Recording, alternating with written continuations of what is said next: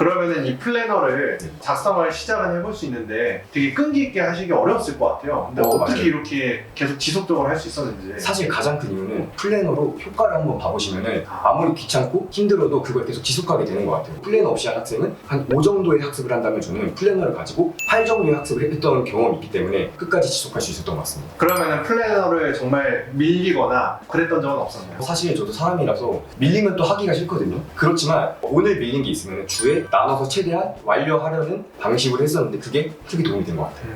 플래너를 시작해야겠다는 생각은 어떻게 하게 되신 거예요? 사실 그 학원에서 어떤 여성분이 플래너를 쓰시는 거 보고 그냥 무작정 따라 시작했는데 그게 효과를 되게 많이 받고 거기서 아 플래너는 써야 되는 거구나 이거는 선택이 아니라 의무구나 라고 그때부터 생각했던 것 같아요. 저는 좋은 학교를 가기 위해서는 한번 꼭 시도해 보시는 걸 추천해드려요. 그리고 또 공부적인 측면에 있어서 공부 방법이나 세부적으로 좀 더 도움을 드릴 수 있는 조언이 좀 있을까요? 플래너 말고도 제가 한 가지 크게 말씀드리고 싶은 게 있는데 제가 작년에 공부 유튜브만 구독을 해서 봤었는데 그 중에 어떤 한 분이 말씀하시기를 공부를 잘하는 사람은 환경은 다르지만 메타인지라는 게 높다. 메타인지라는 게 자기 자신에 대해서 잘 아는 그런 능력인데 저는 그거를 공부를 안 했기 때문에 사실 높은 학생은 아니었어요. 그래서 생각해낸 게 플래너를 쓰는 것과 더불어서 매일매일 내 공부에 대한 한 줄 논평을 쓰자. 논평이라는 게 뭐냐면 그냥 그날 공부해서 내가 부족했던 거 어떤 시간대에 집중력이 흐트러졌는지 그리고 다음에는 어떤 식으로 학습을 해서 그걸 메꿀지 이걸 썼더니 기출을 풀 시기가 되니까 저 스스로도 부족한 점을 찾게 되고 그거를 메꿀 수 있는 방법을 효율적으로 찾을 수 있었던 게 좋은 결과로 이어졌던 것 같습니다. 이것도 너무 공부하는 데 있어서 꾸준히 가는 거에 정말 좋은 조언인 것 같은데요. 그럼에도 불구하고 7월이나 8월 이때 이제 편입영어 공부하시는 분들이 슬럼프가 많이 온다고 하잖아요. 혹시 슬럼프는 없으셨나요? 제가 9월에 추석 때 한번 크게 왔었는데 학원을 이제 9월에 이제 옮기면서 2주 동안 비대면으로 전환이 돼서 수업을 못 들었어요. 물론 그때도 10시간씩 앉아있는 건 동일했지만 공부량이 확 주는 걸 느꼈어요. 근데 저는 사실 슬럼프는 생각의 차이라고 생각해요. 누구나 온다고 생각하는데 그거를 어떤 사람은 긍정적인 생각으로 빨리 벗어나고 어떤 사람은 계속 슬럼프니까 공부가 안 되네? 이렇게 부정적인 생각을 하다 보면은 그 슬럼프가 시험 볼 때까지도 이어지는. 다시 말해서 좀 긍정적인 생각을 슬럼프가 왔을 때 자주 해주는 게 도움이 되는 것 같아요.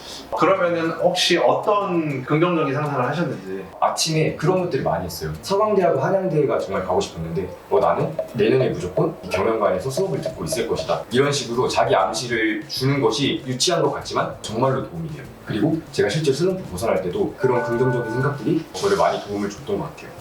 이거는 저도 너무 공감을 하는 게 이 노하우 극복 방법이 저랑 완전히 똑같아서 이거는 진짜 공감이 저도 좀 많이 되는 것 같습니다. 그리고 공부를 할 때 작은 학원에 있다가 그럼 나중에 큰 학원으로 옮기게 된 건가요?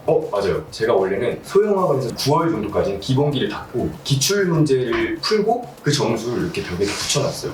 그래서 이게 상위권 정도가 되면 내가 저 학원에 옮기자. 더 잘하는 사람이랑 경쟁을 해야지 서성한에 갈 수 있다.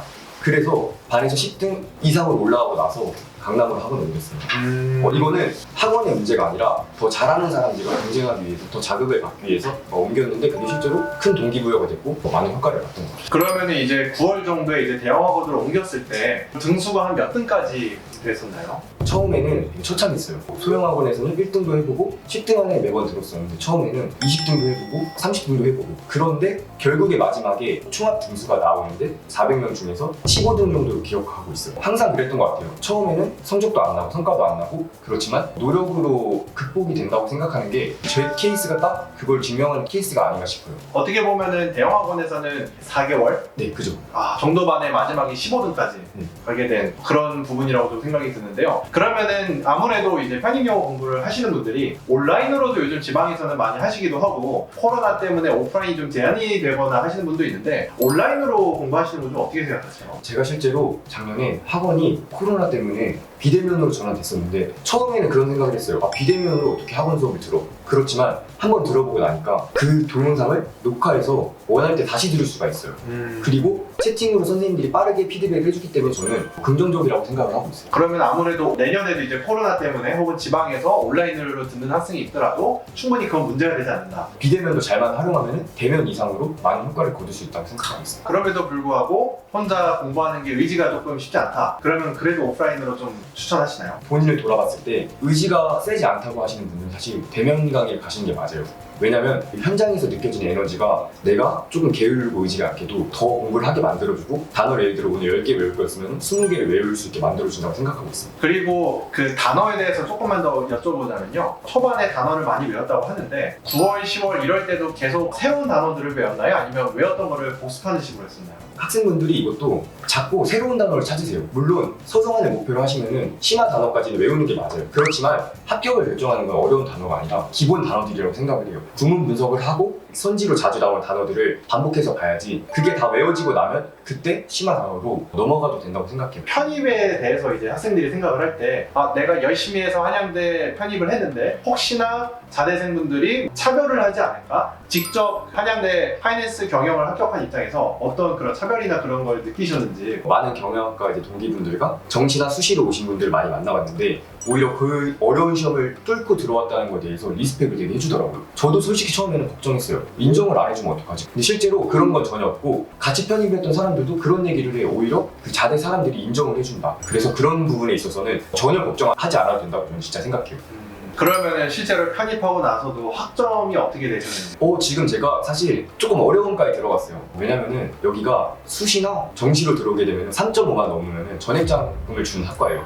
그래서 제 동기들이 미친 듯이 공부해요, 정말. 그래서 3.5를 넘기도 쉽지 않은데 제가 따로 강의가 시작하기 전에 대학교 인강 찾았고 하는 걸 통해서 지금 거의 3점 후반에서 4점 초반까지 유지는 하고 있습니다, 학점. 그러면 편입 때 혹시 사용했던 플래너나 이런 것도 지금도 하고 계시는지. 플래너는 이제 제 생활의 일부가 됐다고 보시면 돼요. 왜냐면 사실 편입할 때 도움이 된 것보다 지금 제 생활을 체계적으로 관리하는 데 있어서 더 도움이 되는 것 같아요. 사실 제가 학교 생활도 있지만 따로 과외 활동을 하는 것도 있고 여러 가지 활동을 하니까 이제 플래너를 쓰지 않으면 자꾸 시간이 새어나가는, 그렇기 때문에 요즘도 플래너는 계속 사용하고 있습니다. 그러면은 개인적으로 이제 과외도 하고 계시는 거예요? 제가 사실 강사의 꿈도 조금 가지고 있기 때문에 커리어로서 조금 진행을 하고 있어요. 그러면은 그런 꿈은 어떻게 그런 꿈도 좀 교육자의 길도 계획하게 되는지 궁금합니다. 사실 제가 작년에 이제 소형학원 다니고 나서 그 친구들이 저한테 가끔가다 이제 모르는 문제를 물어보고 나서 설명을 해주면은 그 소형학원 선생님보다 더 잘 가르친다 이런 소리를 들어서 그냥 막연히 생각만 하고 있었는데 어느 순간 편입이 끝나고 나는데도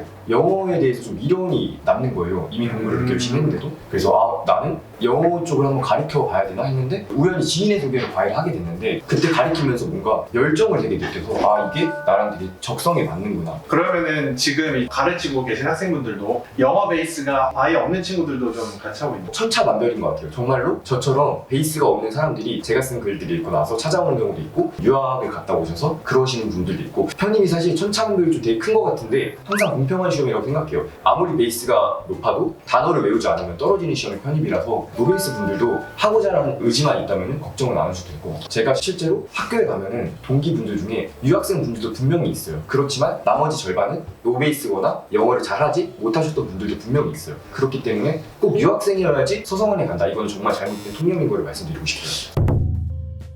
편입 영어를 처음 시작하시려는 분들한테 조금 도움이 되는 몇 가지 좀 이야기들을 들어보고자 하는데요.